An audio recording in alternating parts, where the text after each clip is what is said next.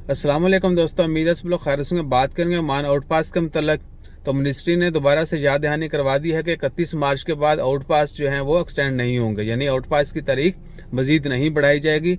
31 मार्च 2021 आखिरी तारीख होगी। इस तारीख तक जितनी एप्लीकेशन जमा हो जाएंगी सिर्फ वही प्रोसेस होंगी, बाद में आप एप्लीकेशन जमा नहीं करवा सकते। आज 17 मार्च 2021 बुध का दिन है।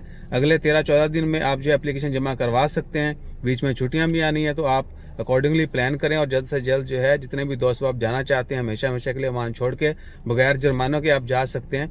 बेशक आप ओमान में कैसे भी आए, कोई भी आपका स्टेटस है, आप एम्बेसी जाएँ, सनद सर्विस सेंटर जाएँ, सनद सर्विस सेंटर जाएँ और जाके अपना आउट पास अप्लाई करें।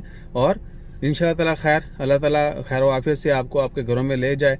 तो बाकी क्या है कि नेक्स्ट टाइम कोशिश करें कि कोई भी वॉलेशन नहीं करें, गैर कानूनी तौर पर जो है ओमान में दाखिल नहीं हूँ, बल्कि कहीं भी नहीं हूँ। और अपना ख्याल रखिए। 31 मार्च आखिरी तारीख है, उसके बाद आउट पास की तारीख नहीं बढ़ाई जाएगी। अपना ख्याल रखिए, दुआ में याद रखिए। जज़ाकल्लाह, अल्लाह हाफिज़।